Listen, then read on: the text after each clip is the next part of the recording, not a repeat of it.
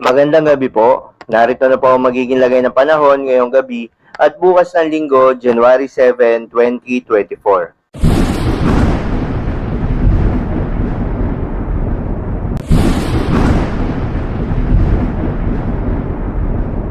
Sa kasalukuyan nga at ayon sa pag-asa, patuloy ang epekto ng tatlong dominant weather system sa ating bansa. Una na riyan ay itong northeast monsoon o hanging amihan na patuloy na umiiral sa malaking bahagi ng Luzon. Samantala itong easterlies o yung mainit na hangin galing sa karagatang Pasipiko ang patuloy naman nakakaapekto sa malaking bahagi ng Visayas at buong Mindanao. At dahil nga sa banggaan ng malamig na hangin na northeast monsoon at mainit na hangin na easterlies, nagre-resulta ito sa tinatawag na shear line na nakakaapekto naman sa eastern section ng southern Luzon at Visayas. Kaya naman asahan ng mahulap na panahon na may kalat-kalat na pagulan at pagkidlat, pagkulog dito sa Bicol Region, Quezon, Laguna at Northern Samar. Posible ang mga pagbaha at pagguho ng lupa dahil sa katamtaman hanggang sa kung minsan ay malakas na pagulan. Dito naman sa Caraga at Davao Region, asahan rin ang maulap na kalangitan na may kalat-kalat na pagulan, pagkidlat at pagkulog, dulot naman yan ng easterlies. Posible rin ang mga pagbaha o pagguho ng lupa dahil sa katamtaman hanggang sa kung minsan ay malakas na pagulan. Sa Cagayan Valley naman, Apayao, Kalinga, Mountain Province, Ifugao at Aurora, asahan naman ang maulap na kalangitan na may mahihinang pag-ulan. Dulot naman yan ng northeast monsoon.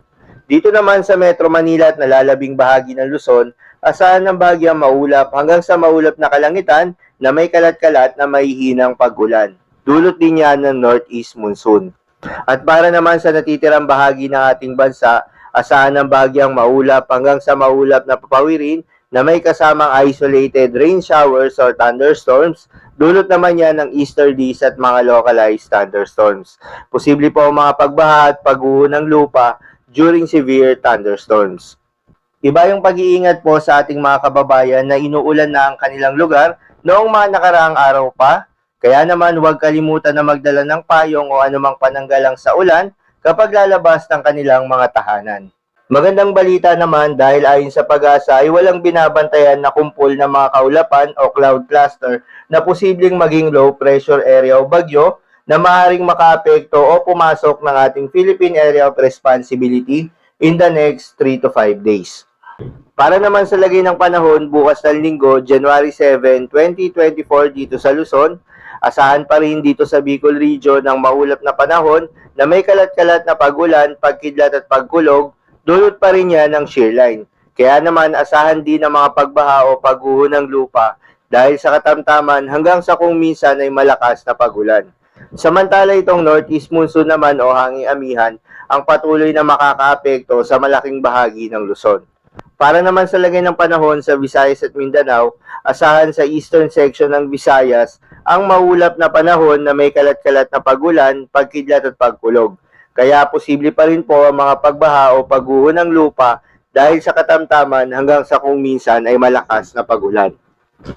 Para naman sa nalalabing bahagi ng ating bansa, ay asahan ng maliwalas na panahon pero hindi mawawala ang mga tsansa ng mga isolated rain showers at mga localized thunderstorms lalo na sa hapon at sa gabi. Posible rin po ang mga pagbaha o pagguho ng lupa during severe thunderstorms. Para naman sa lagay ng mga dagat baybayin, magandang balita dahil ayon sa pag-asa ay wala nang nakataas na gale warning sa anumang baybayin ng ating bansa. Ngunit iba yung pag-iingat pa rin sa ating mga kababayang mangingisda at yung may mga maliliit na sasakyang pandagat kung kayo po ay papalaot. So yun lamang po para sa lagay ng panahon ngayong gabi ng Sabado. Keep safe everyone.